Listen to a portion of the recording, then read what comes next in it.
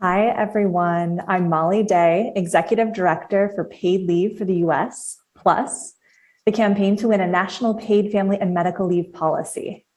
I welcome you to this roundtable conversation with Arizona Caregivers, featuring our special guest, AARP Executive Vice President, Chief Advocacy and Engagement Officer, Nancy LeaMond. To begin, I want to ground this conversation in the universality of caregiving. At some point in everyone's life, you will either give or receive care, maybe both, often at many points. If you feel comfortable, please chime in on the comments and share where you're from and any caregiving experience you have. We'll give folks a second here.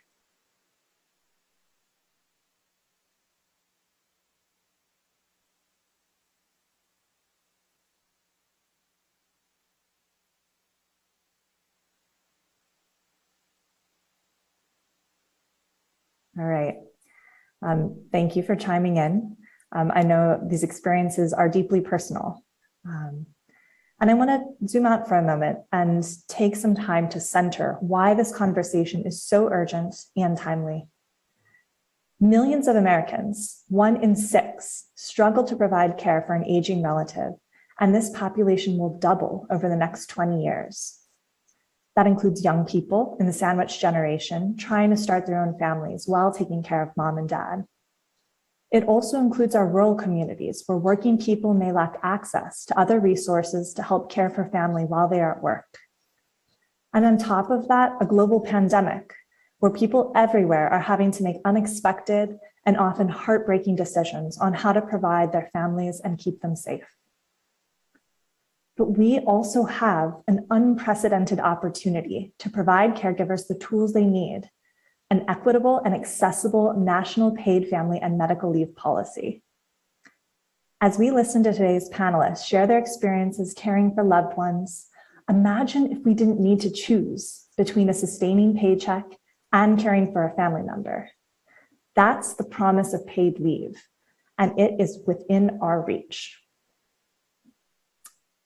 And with that, I'm now excited to welcome AARP's Nancy LeaMond.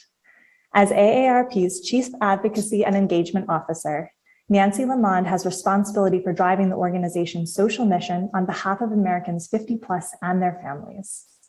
Nancy leads government affairs and legislative campaigns for AARP, widely seen as one of the most powerful advocacy organizations in the country.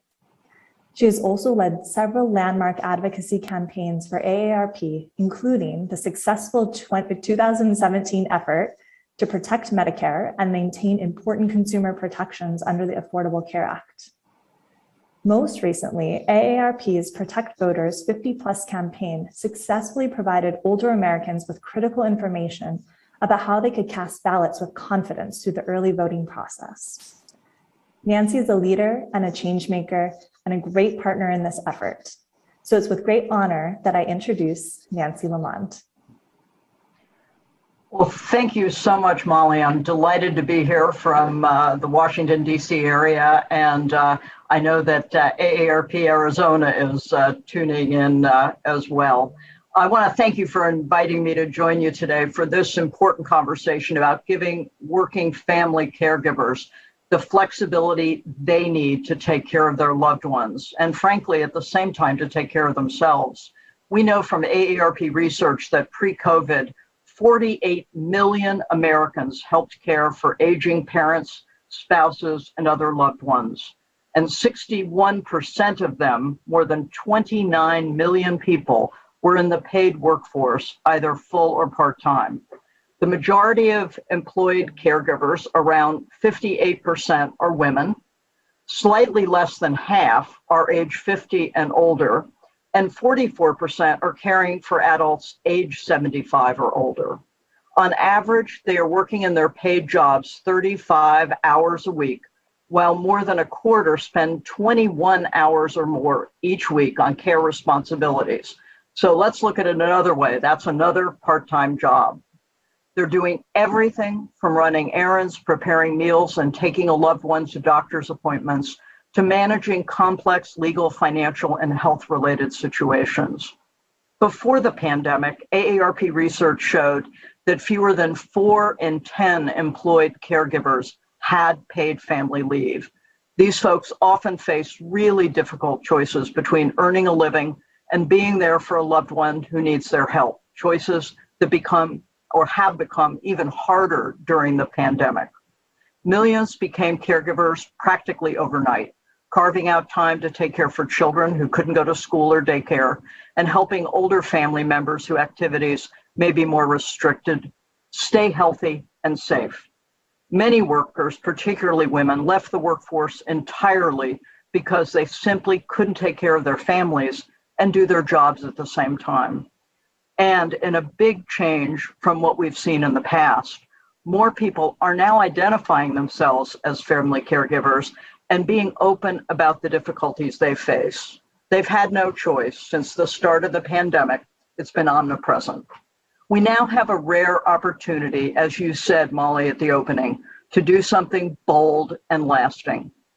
The struggle of family caregivers has become part of a national conversation about the pandemic. And so has how we think about work, workplaces, and giving people the flexibility they need to do what they have to do for themselves, their families, and their employers.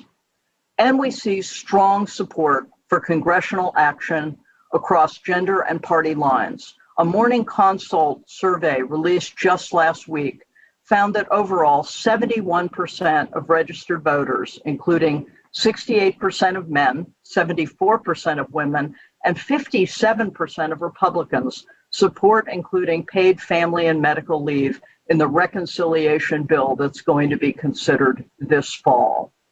The bottom line is family caregivers are juggling a lot. They're a critical part of the workforce, and they need help to keep all of these balls in the air. We need to work to have paid family leave.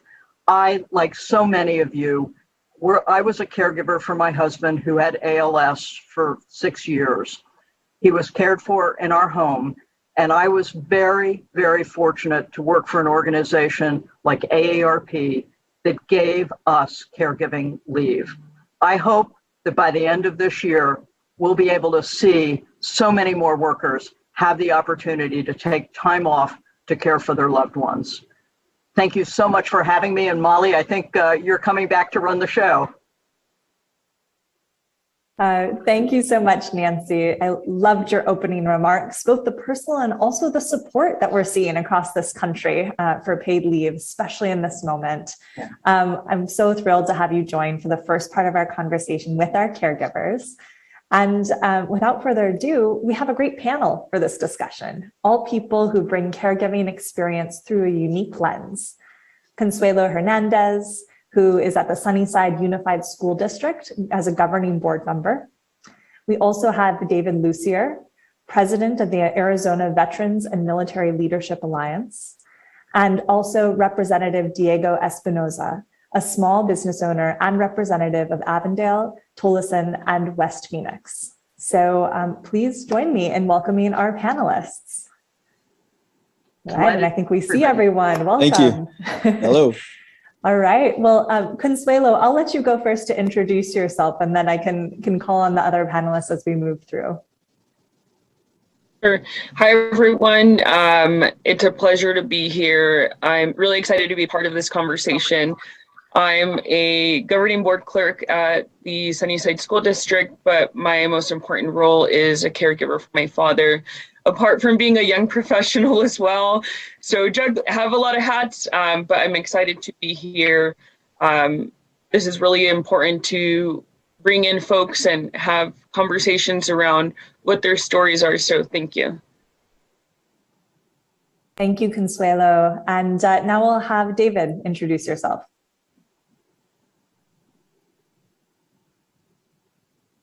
Oh, David, I think you're still on mute. There we go. There you go. Thanks again. I appreciate the opportunity here. I'm honored to participate. I am a Vietnam combat veteran. I also did a little bit of work in Iraq and Afghanistan through the 2000s.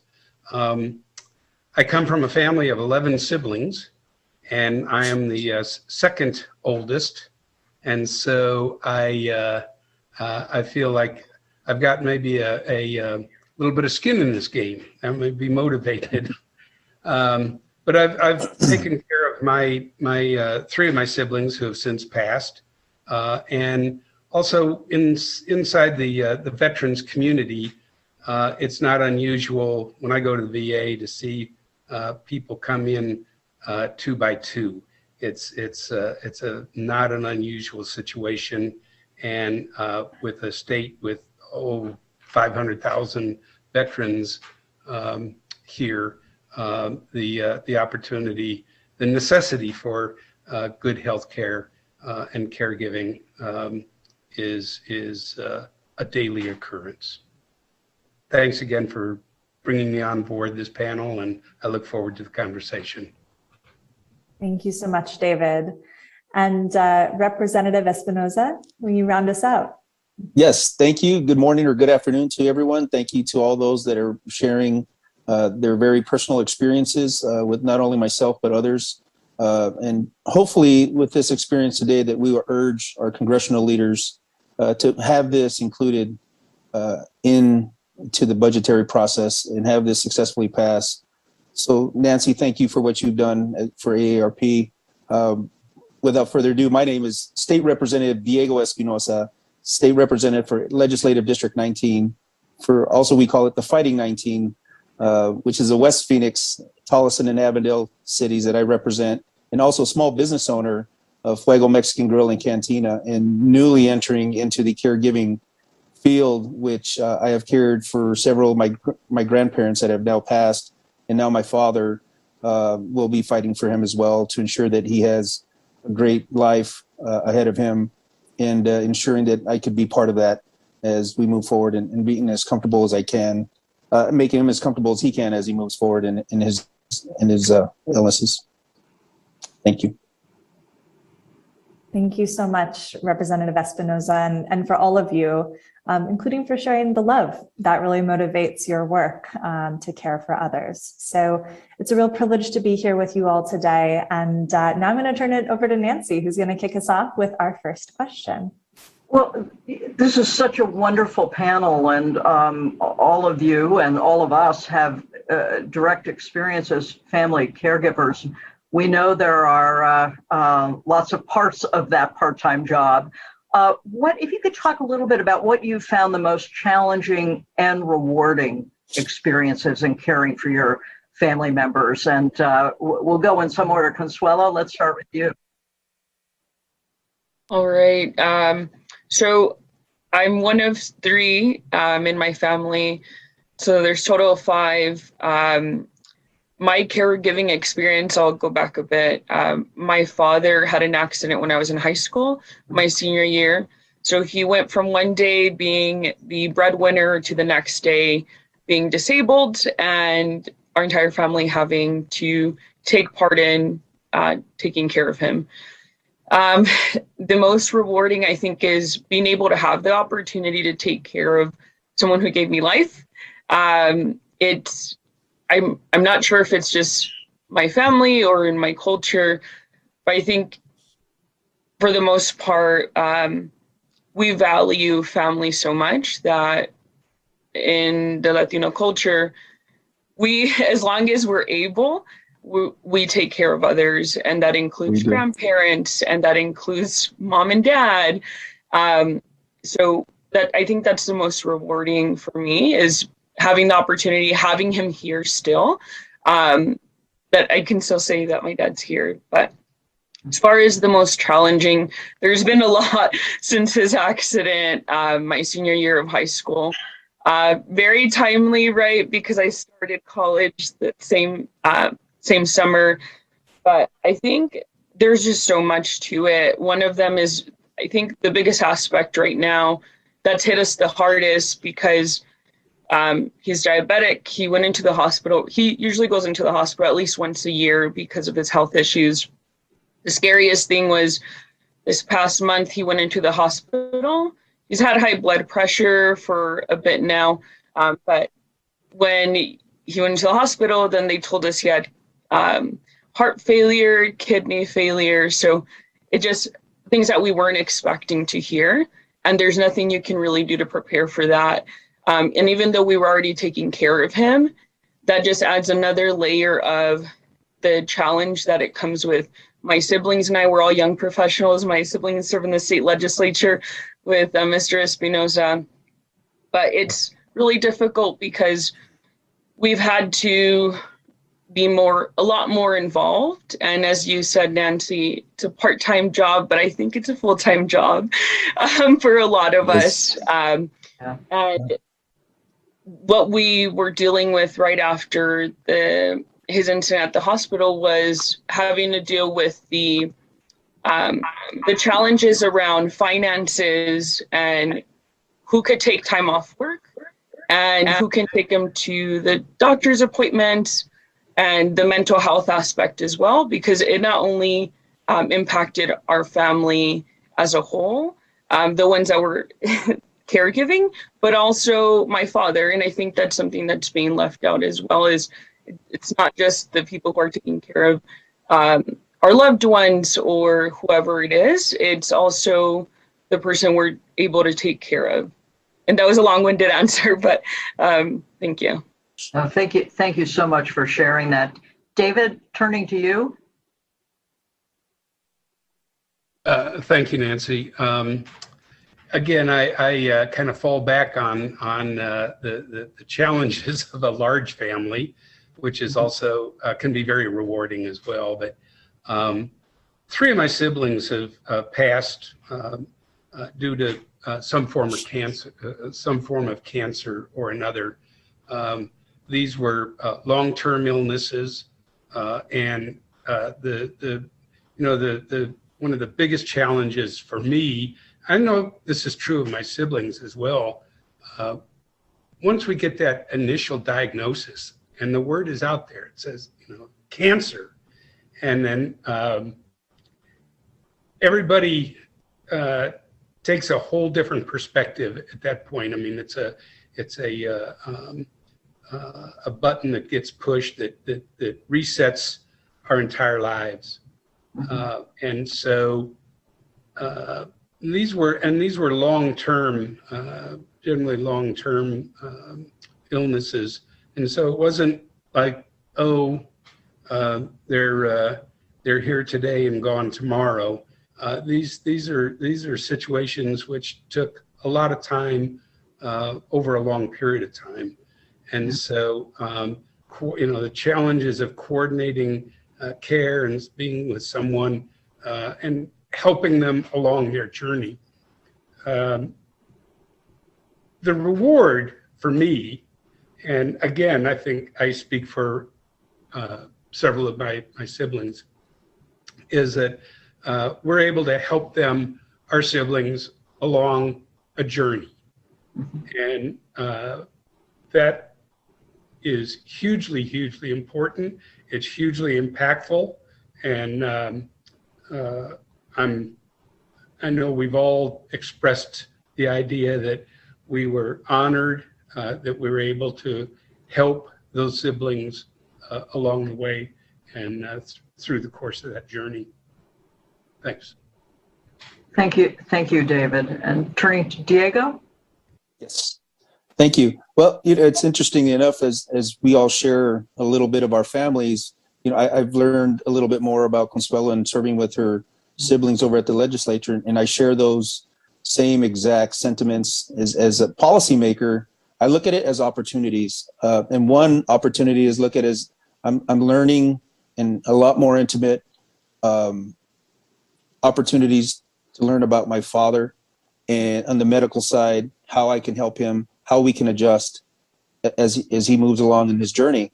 But more importantly is I look at that and I look back, and it's brought me to this today, is sharing with each and every one of you and how important paid family leave is, not only for me, but for the entirety of our country, and how this will benefit a small business owner like myself and many others that are in my shoes, or an individual that David Lucier, that we in Arizona have several veterans that are continuing to come and retire here, and yet we have nothing for their families to have an element to support them in their journey as they care for their loved ones. And so I think it's coincidental, but there's no coincidence that the universe has brought me back into this realm and helping fight for this awesome opportunity to have paid family leave put on our as policy and help support families that really need it and support their loved ones as they move along in their journeys.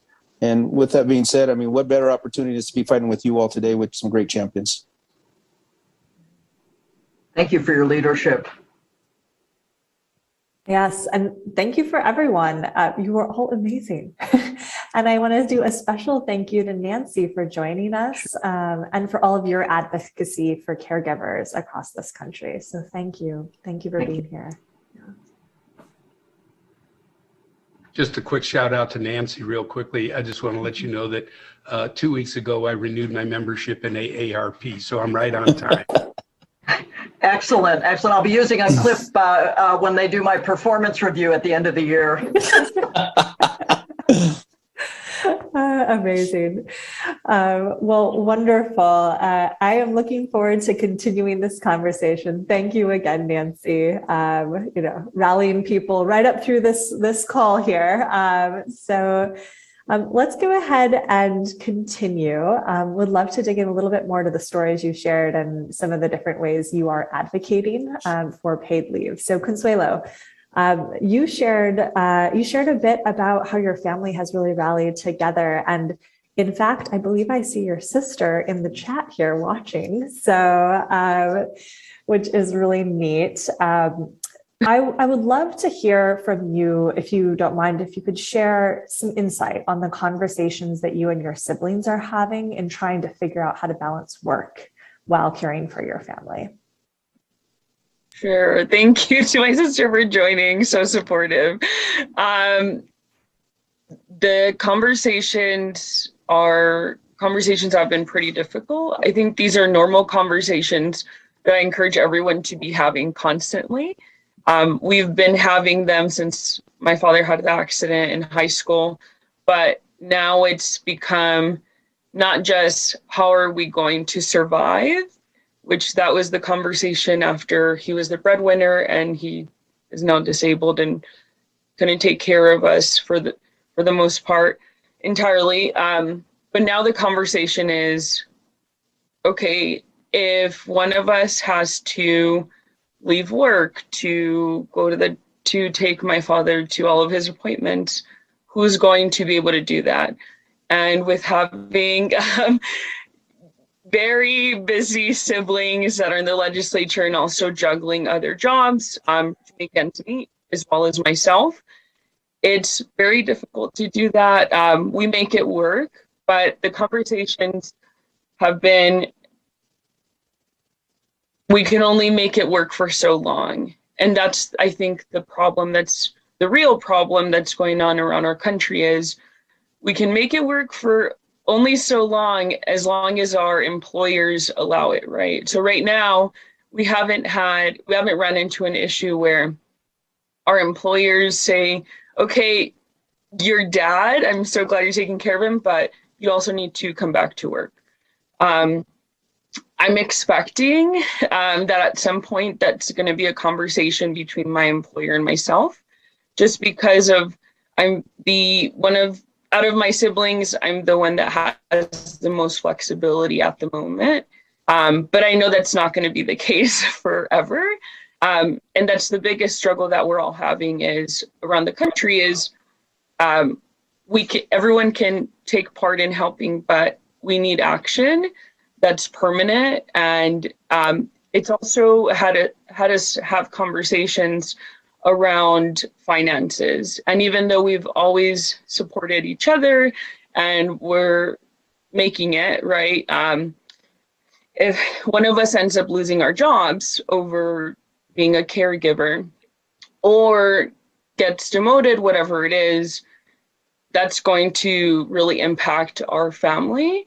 And also like funerals, how much does a funeral cost? And how are we going to pay for this? And health insurance as well. That's thankfully my dad has health insurance, but there's some things that are not covered. And that's the other big worry that we always have on the back of our mind is, okay, there was a recent conversation after my father was in the hospital, was they recommended that he go to a nursing home facility. And although that was probably the best option for him, that wasn't the medically and from his doctor, the recommendation, it wasn't the best option for my family for a lot of reasons. One being the cost. It's almost impossible for someone working paycheck to paycheck to be able to pay for to put one of their family members in a rest home facility, even if it's short term, because that really impacts the money that you have for the rest of the month. And also the other thing is the mental health aspect. My father, he'll probably be really upset if I say this, but he said, "Do you want me to die? If I go to a rest home facility, that's what you're putting me out to die." And that's just I think the reality of a lot of folks during this pandemic is it's hit all of us so hard, and especially folks who are disabled and have issues where they have to rely on others. That's just really has not been helpful for people's mental health. And that was the case for my father. And we understood that. And the doctor was a little bit confused as how are we going to put you out to die? But that's just the reality of someone who's been in the middle of a pandemic, who's relying on other people. And I get it. So yeah, those are the types of conversations we're having, and as well as mental health conversations around, okay, I really think that you should probably go and talk to someone about this because it's not normal. I was at a doctor's appointment, and this is personal, but my doctor told me, Consuelo, I know we've never had this conversation, but you have anxiety. And I told him, "What do you mean I have anxiety? And this is just my personality." And he said, "I can see that you have anxiety." And I said, "But I thought worrying about other people was normal." But that's just, I think that a lot in our Latino community, we're just so programmed to worry about everyone and our siblings, and we're trying to help everyone. We're trying to juggle a million things. But I didn't realize that was what was happening with myself. So those are the types of conversations that we're having. Difficult, not easy, and I encourage everyone to continue to have them until we're able to figure out a permanent solution to help us, because if we do get an opportunity where we have paid family leave for everyone, we don't have to worry and we don't have to stress, and that gives an opportunity, and it would just be a big a relief for families as a whole, because it doesn't just impact the person we're caring for, it impacts everyone. Anxiety is high, pandemic isn't helping. So those are the conversations that we're having. Thank you so much, Consuelo, for sharing those very intimate conversations. And it's clear the strength that you and your family members are demonstrating. And also, I appreciate you being vulnerable about sharing the precarious nature of how it all fits together and what that means. So thank you. And now we're going to pivot over to David. So David, you shared a bit about your own personal experience. I'd also love to hear, what do you see as unique with veterans' experiences when it comes to caregiving, as well as military spouses' ability to provide that care? Oh, and David, you're on mute. Yeah. There we go. There you go. Before I roll into that, I just want to take a brief second and add on to what Consuelo had said. And this issue, the paid leave for all, is in my mind, it's a Sophie's choice of the 21st century. And so we're left right now with nothing but bad choices. And that's a moral issue for me and a lot of other people. It's an ethical issue. And so I just wanted to add that and throw that into the mix. As far as veterans and caregivers and there is they're a unique cohort in that most veterans have been married and are married, go through life with a spouse, and as they get into they get into their older years, again, there's just need there. But even during their I guess work or productive years, it's the spouse who gets up and has to leave and move the family and make those sacrifices and leave another job. Many of these military spouses work, most of their families work.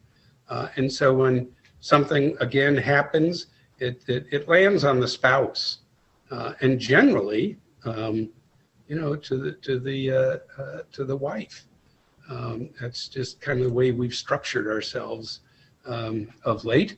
But they're the ones who really really have the burden of support for their family in this whole scenario. And again, I go to the VA on occasion, and one of the things I do is I look around to see who's there, and of course we have all kinds of generations, but inevitably the spouse is really helping to support the caregiving for the veteran who's under the VA care.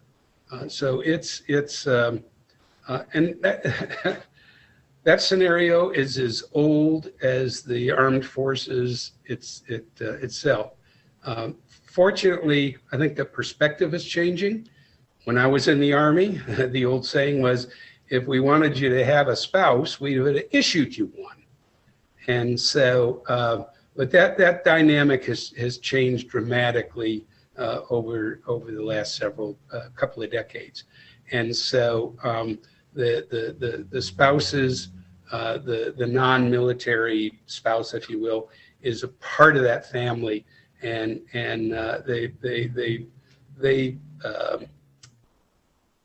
they give a lot of support and resources, unpaid mostly, to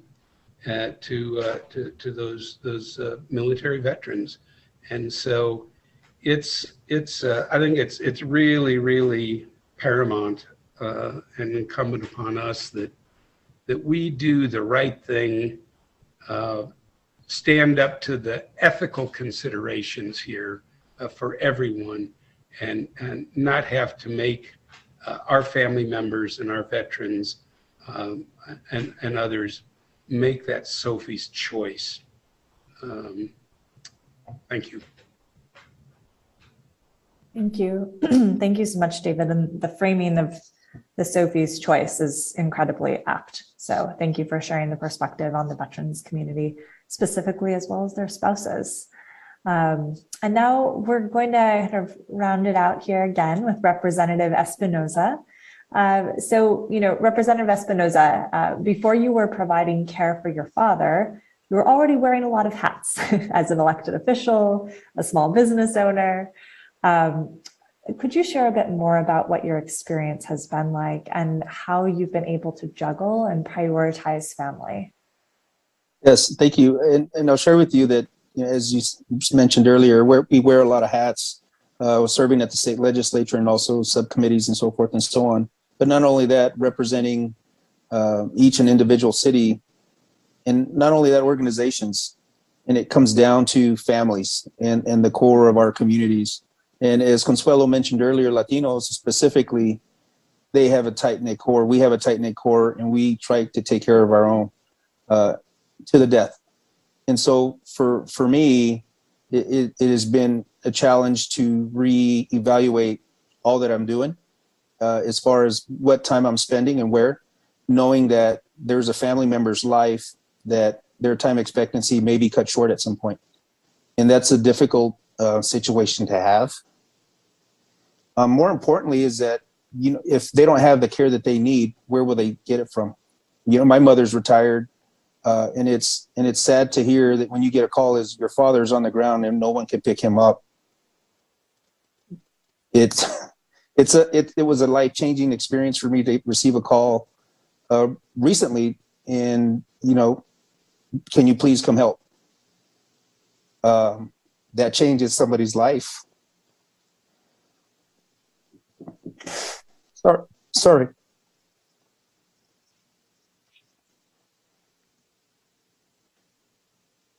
But again, like I share, it's made me reevaluate how and what I do, not only at the state legislature and what's really important, not only to myself, my family, but to my constituents and also my business, to ensure that I am doing the absolute best that I can, not only for my family and every second that I spend with them, especially my father, but also in the community and making sure that every second that I invest in whatever policy, for example, paid family leave, that it's successful. Because understanding, going back to, there's only so much time in the day. My father's days are numbered, but the investment will be worth it. And so in his honor, it's understanding that and reevaluating each and every moment that we have and make it count. And so for me, it's getting up every day. There's a mental and physical aspect to this.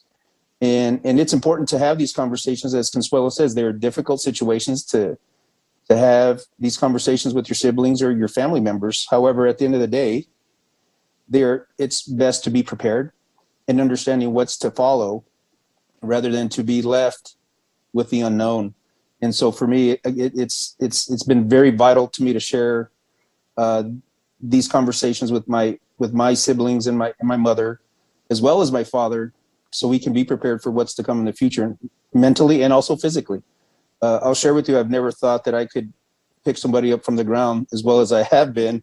But again, that's just something that again is an opportunity that I've had with my father to say, look, I'm here for you.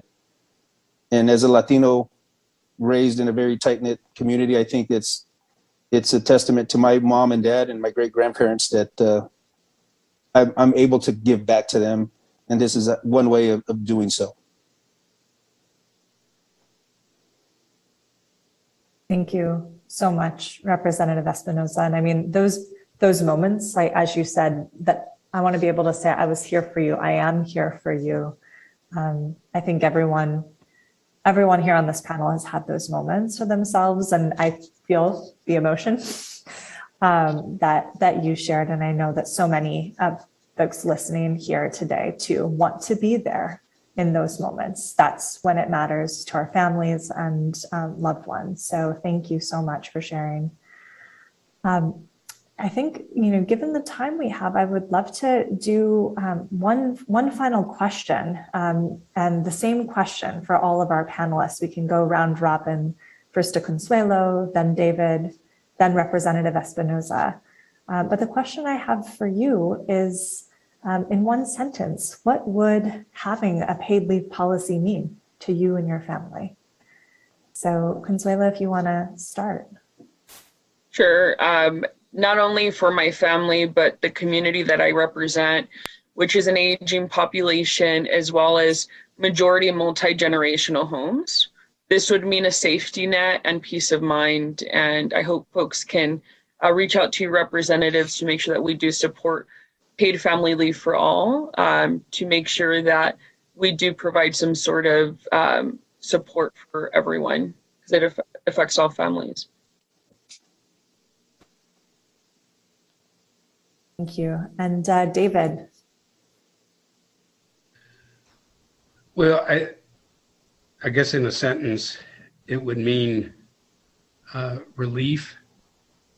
It means an opportunity for a better life for family and friends and community. And it means that we don't have to make those bad choices, which is a good thing. We'll have will have a good choice to make. And that is hugely, hugely important and wonderfully impactful. That was more than one sentence, but thanks. It's hard to put in one sentence. So, Representative Espinoza. Thank you. For me, in short, it's the ability to impact lives in a positive manner, and paid family leave would do just that. It impacts everyone, not only within a business, within a community, but also a state and a country. Thank you. You all have summed it up so beautifully and so powerfully. And I want to thank you all for being here and sharing your experiences and your advocacy for passing a national paid family and medical leave policy. So thank you so much.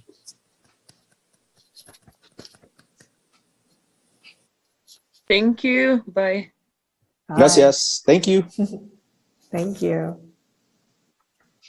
Wow. That was an incredibly insightful and moving conversation. And I just want to give one more huge thank you to the AARP and Nancy LeaMond for joining us, to Consuelo Hernandez, to David Lucier, and to Representative Espinoza for all being here today. The community here today understands the meaning and impact of caregiving, and the stories shared are just a snapshot of the experiences facing millions of Americans. We know that a policy like paid leave would be critical to supporting caregivers and the people they care for. And we have a real shot at making that a reality this year. Right now, paid leave is included in President Biden's Build Back Better legislation, and it is marching forward in Congress. In the coming weeks, it will be critical that Congress hears from people like us about how important this policy is and how meaningful it would be. So I hope you stay involved and you join us at paidleave.us or stay active with this Facebook group here for updates, advocacy, and resources. Again, thank you for being here. It's a privilege to be with all of you.